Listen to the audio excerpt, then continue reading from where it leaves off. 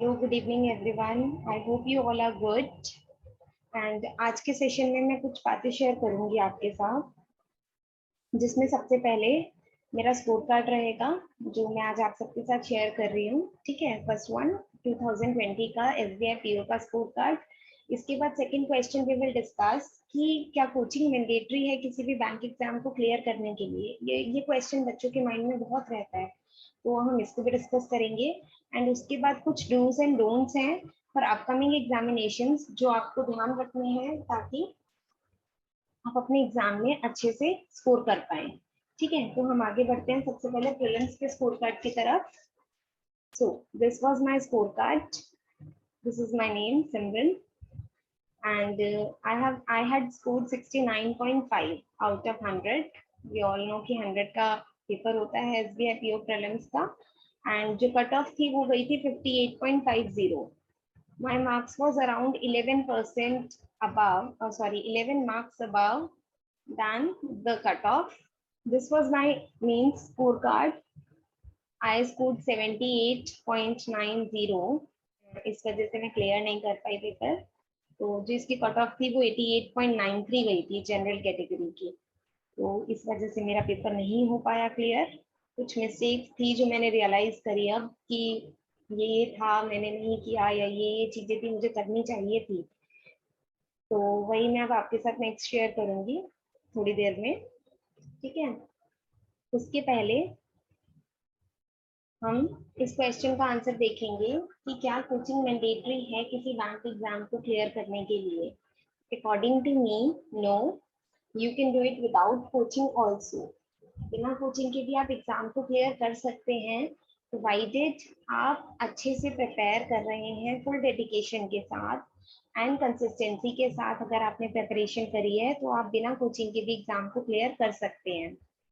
Okay, and self study is the most important technique to ace anything. Anything means you can achieve anything, be it कि आपको जीए में score अच्छा करना है या आपको ओवरऑल एग्जामिनेशन क्लियर करना है, सेल्फ स्टडी से भी वो पॉसिबल है।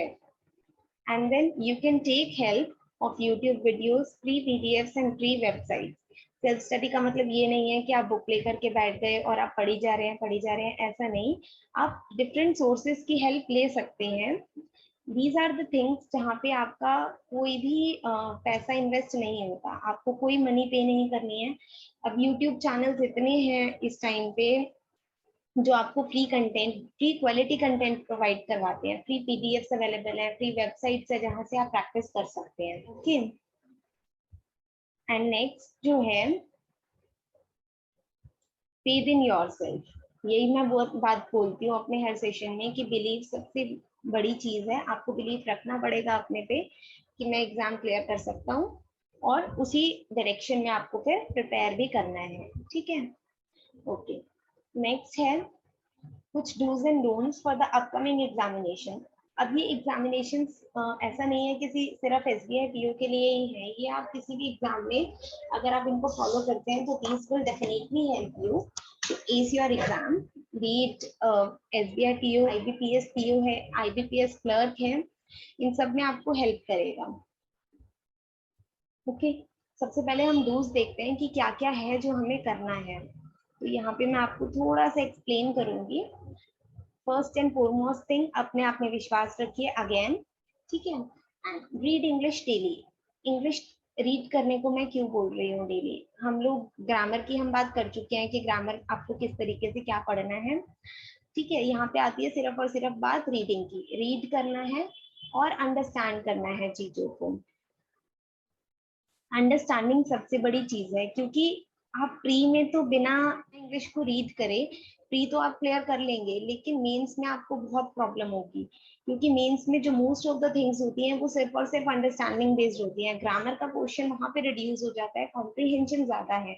आप चाहे आरसी देखो, चाहे पीजेस देखो, कुछ भी देखो, उसमें आपको रीडिंग की बहुत जरूरत होती है। इसीलिए आपको एटलीस्ट मेरे हिसाब से दिन का 1 आवर, सिर्फ और सिर्फ 1 आवर कंप्लीट रीडिंग में देना चाहिए। अब आप रीड, ऐसा नहीं है कि न्यूज़पेपर लेकर बैठ गए और उसको रीड कर रहे हैं। अगर आपको न्यूज़पेपर बोरिंग लगता है तो आप कोई भी मैगजीन उठा सकते हो, कोई भी बुक ले सकते हो। अगर आपको बुक रीडिंग करना पसंद है तो आप कोई भी अपने फेवरेट ऑथर की बुक ले लो, या फिर न्यूज़पेपर तो हमारे पास है ही।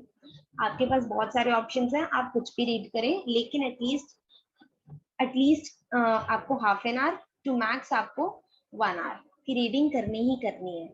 उसके बाद जब आप रीड करेंगे, आपके पास बहुत सारे वर्ड्स आएंगे जिनका मीनिंग आपको नहीं पता होगा, तो आप उन वर्ड्स के लिए एक कॉपी या फिर एक डायरी मेंटेन कीजिए और वहां पर वोकैबुलरी वर्ड्स अपने लिखते चलिए। डेली बेसिस पर वोकैब को लर्न कीजिए।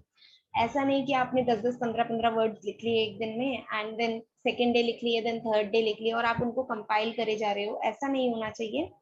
मिनिमम अगर आपको मिल रहे हैं वर्ड्स, तो 5 से लेकर के 8 वर्ड्स तक आप पर डे देखिए। जो आपको लगता है कि हाँ ये एग्जाम पॉइंट ऑफ व्यू से भी हो सकता है, या ये वोकैब मेरी इम्प्रूव करेगा, मैं उसको यूज भी कर सकता हूँ कहीं, तो आप उस वोकैबुलरी को लर्न कीजिए एंड अपनी नोटबुक में नोट डाउन कीजिए। ठीक है। उसके बाद जीए आपको फॉलो करनी है डेली बेसिस पे। सिर्फ और सिर्फ प्री को माइंड में लेकर के नहीं चलना, हमें अपने माइंड में ये भी रखना है कि हमें आने वाले टाइम में मेंस भी देना है, राइट। तो आपको जीए डेली बेसिस पे फॉलो करनी है। अगर नहीं कर रहे थे आप अभी, तो आप कल से ही फॉलो करना स्टार्ट कर दीजिए, और एटलीस्ट 2 सोर्सेस। अगर आप बिगनर हैं तो आप 1 सोर्स से स्टार्ट कर सकते हैं, और अगर आप ऑलरेडी प्रिपेयरिंग है कि आप लास्ट ईयर से प्रिपेयर कर रहे हैं या उससे पहले से प्रिपेयर कर रहे हैं, तो आप एटलीस्ट 2 सोर्सेस को फॉलो कीजिए डेली बेसिस पर। आप ऐसा भी कर सकते हैं कि आप एक से तो आपने बेसिक पढ़ा, लाइक एक से आप डिटेल्स पढ़ रहे हैं, एंड सेकेंड सोर्स से आप उसकी क्विज लगा रहे हैं, ये भी पॉसिबल है। तो आप ऐसा भी कर सकते हैं। ठीक है। उसके बाद जो भी आप मॉक टेस्ट दे रहे हैं, इनको एनालाइज जरूर कीजिए। ऐसा नहीं कि आपने सिर्फ मॉक टेस्ट दिया और उसके बाद आपने बंद करके रख दिया कि ठीक है मेरा इतना स्कोर आया, मेरी परसेंटाइल इतनी आई, दैट्स इनफ। ऐसा नहीं होना चाहिए। इवन अगर आपका स्कोर अच्छा आ रहा है, आपकी परसेंटाइल अच्छी आ रही है, उसके बाद भी आप अपने पेपर को एनालाइज कीजिए।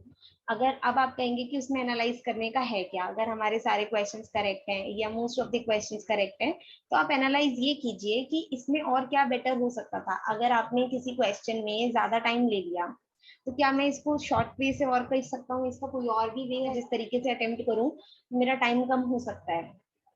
उसके बाद आप अटेम्प्ट कीजिए क्विजेस और सेक्शनल सेक्शनल मॉक टेस्ट। हर सेक्शनल टेस्ट हर एक मॉक टेस्ट में अवेलेबल होते हैं। और साथ ही मैंने यहाँ ऑप्शनल लिखा है। ऑप्शनल मैंने क्यों लिखा है, अगर मान लीजिए कोई एक स्टूडेंट है, वो रीजनिंग में बहुत अच्छा है, और एक स्टूडेंट है वो इंग्लिश में बहुत अच्छा है, तो जो स्टूडेंट रीजनिंग में अच्छा है उसको कोई जरूरत नहीं है सेक्शनल या फिर क्विजेस देने की, उसका काम सिर्फ मॉक टेस्ट से चल रहा है, ये जो मॉक टेस्ट हम यहाँ दे रहे हैं। लेकिन अगर आप इंग्लिश में मान लीजिए वीक है, तो आप इंग्लिश के सेक्शनल दीजिए, अपने आप को इम्प्रूव करिए। मैंने आपको चैप्टर टेस्ट के लिए भी बोला था कि आप चैप्टर टेस्ट भी स्टार्टिंग में दे सकते हैं। जैसे जैसे आपको लगे कि हाँ आप इम्प्रूव होने लगा है, तो आप चैप्टर टेस्ट के बाद सेक्शनल टेस्ट पे भी स्विच कर सकते हैं, एंड देन ओवरऑल परफॉर्मेंस आपकी कंप्लीट मार्क्स में आपको दिखाई देगी। इसके बाद जो कि सबसे इम्पोर्टेंट है, हार्डली 10 to 20% बच्चे ही ये करते हैं, कि हमें वीकली रिवीजन करना है। हमें एक दिन, 1 से 2 दिन, मिनिमम 1 मैक्सिमम 2 डेज हमें रिवीजन के लिए रखने हैं। हमने जो भी जैसे वोकैबुलरी पढ़ी, हमने जीए पढ़ा, या फिर हमने अपने मॉक्स दिए, मॉक्स को तो आप उसी टाइम एनालाइज कर लेंगे, लेकिन जीए और वोकैबुलरी के लिए आपको last days of the week revision के लिए देने ही देने हैं। एंड ये तो सबसे इम्पोर्टेंट है, हमें हैप्पी रहना है, कोई स्ट्रेस नहीं रखना किसी भी चीज का। हैप्पी हैं तो हम हैप्पी रह के हेल्दी रहेंगे, और हेल्दी रहेंगे तो हम अपनी प्रिपरेशन अच्छे से कर पाएंगे। ठीक है। अब हम आते हैं कुछ डोंट्स पे। डोंट्स क्या क्या है जो आपको नहीं करने हैं। सबसे पहले है कीप योर स्टफ लिमिटेड।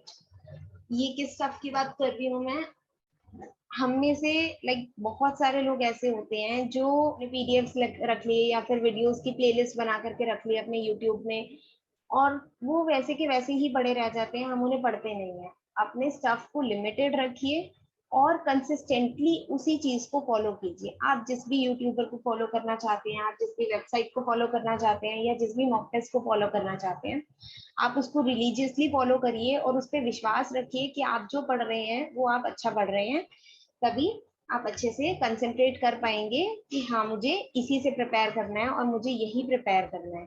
ठीक है। उसके बाद डोंट प्रिपेयर फॉर प्री और मेंस ओनली। ओनली से मेरा मतलब है कि सिर्फ और सिर्फ प्री में मत लगे रहिए या सिर्फ और सिर्फ मेंस में मत लगे रहिए। हमें कंसिस्टेंटली पैरेलली हमें स्टडी करनी है प्री की और मेंस की। किसी एक को पढ़ करके हमारा काम नहीं होने वाला। अगर आप प्री में बहुत अच्छे हो गए हैं, आपको लगता है कि हाँ मैं प्री तो क्लियर कर ही लूंगा, और इसी की खुशी में आप मेंस नहीं पढ़ रहे, तो ये आपके अगेंस्ट ही है ये बात। क्योंकि अगर आपने प्री क्लियर कर भी लिया और आप मेंस नहीं कर पाते इन एनी केस, तो आपका प्री क्लियर करने का कोई फायदा नहीं है। You are again at zero, right. जैसे कि मैंने आपको अपने एसबीआई का एग्जांपल दिया, मैंने एसबीआई तो क्लियर कर लिया प्री अच्छे से, लेकिन मेरा मेंस रह गया, तो क्या हुआ? ये सेम वापस से मुझे इस ईयर प्री से स्टार्ट करना पड़ रहा है, मैं अगेन प्री पढ़ रही हूँ देन अब, लेकिन इस बार मैं वो गलती नहीं कर रही जो मैंने लास्ट ईयर करी, कि मैं मेंस की स्टडी भी साथ साथ कर रही हूँ। सेम आपको भी इसी तरह से प्री और मेंस दोनों को साथ साथ लेकर के स्टडी करनी है। इसके बाद डोंट लीव अर्थमेटिक। अर्थमेटिक के क्वेश्चन लीव नहीं करने हमें। हम फिर वही बात जो अभी मैंने आपको बताई कि प्री और मेंस, प्री में तो हमारा काम चल जाता है बिना अर्थमेटिक को करेंगे, क्योंकि वहां पे स्पीड बूस्टर क्वेश्चंस होते हैं, जो सिंप्लीफिकेशन अप्रोक्सीमेशन टाइप होता है, और डीआईज होते हैं, ये तो हम बहुत जल्दी कर लेते हैं। लेकिन हमें प्रॉब्लम आती है, हम यहाँ पर तो on an average 20 to 25 score कर लेते हैं प्री में, मिसलेनियस थिंग्स मतलब एक्सेप्ट अर्थमेटिक बाकी सब करके। लेकिन हमें मेंस में प्रॉब्लम आती है। मेंस में क्वेश्चंस होते हैं, मान लो अगर आपका पेपर पूरा डीआई बेस्ड आ जाए और डीआईज में भी एक दो डीआई आए जो जैसे कि बार ग्राफ है या लाइन ग्राफ या डबल फिगर डीआईज आ गए, लेकिन बाकी जो डीआई है या बाकी जो क्वेश्चंस है वो अर्थमेटिक के हैं और आपने अर्थमेटिक पढ़ा ही नहीं है, या आपने बहुत अच्छे से प्रिपरेशन नहीं करी इसकी, तो भी आपको मेंस में प्रॉब्लम होगी। तो अर्थमेटिक को आप किसी भी कीमत पर मत छोड़िएगा, इसको अच्छे से प्रिपेयर कीजिएगा जैसे आप बाकी सेक्शंस को प्रिपेयर करते हैं। इसके बाद don't spend much time on cramming GA. GA को रट्टा मारने वाला काम नहीं करना अब हमें। हम अभी प्रीवियस ईयर भी हमने देखा और इस बार भी हम एसबीआई क्लर्क का पेपर देख चुके हैं कि जीए के क्वेश्चंस कैसे थे। बहुत बच्चों का कहना था कि बहुत डिटेल में था, कुछ भी पढ़ा हुआ नहीं आया, ऐसा, राइट। तो हमें क्रैमिंग नहीं करना है, जो भी आप जीए में पढ़ रहे हैं उसको अंडरस्टैंडिंग के साथ पढ़िए, उसकी अच्छे से। अगर आप नोट्स बनाना प्रेफर करते हैं तो आप नोट्स भी बना सकते हैं, और अगर आपको लगता है कि नहीं मैं सिर्फ रीडिंग करके चीजों को रिटेन कर सकता हूँ, तो आप जीए को रिटेन कीजिए, लेकिन रट्टा नहीं लगाना। मान लीजिए आपको फाइनेंशियल इंक्लूजन मिला आरबीआई का, अब आप फाइनेंशियल इंक्लूजन में कोई भी उसका एक चीज आपने लर्न कर लिया कि इसका ये है, लेकिन अब आपको बाकी चीजें कुछ भी नहीं पता फाइनेंशियल इंक्लूजन के बारे में।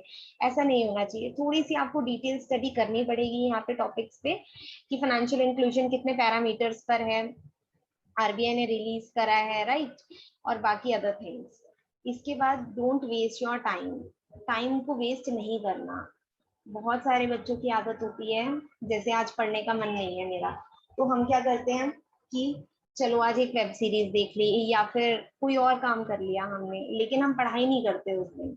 ये बात आप बिल्कुल भी मत कीजिएगा, क्योंकि अब हार्डली 40 डेज मेरे ख्याल से अब एसबीआई के पेपर में रह गए हैं। तो टाइम को बर्बाद नहीं करना। अगर आपको कभी भी लगे कि आज मन नहीं है, तो आप ये सोचिए कि इतने दिन से जो मैंने मेहनत करी वो किस लिए करी। क्या इसी दिन के लिए करी थी कि मैं 2 दिन बाद बोलूं या मैं 10 दिन बाद बोलूं कि आज मन नहीं है? ऐसा नहीं, राइट। हमें अपने गोल को अचीव करना है, तो उसके लिए सिर्फ अभी आप ये गिन सकते हैं कि आज मैंने 20 डेज पढ़ लिया।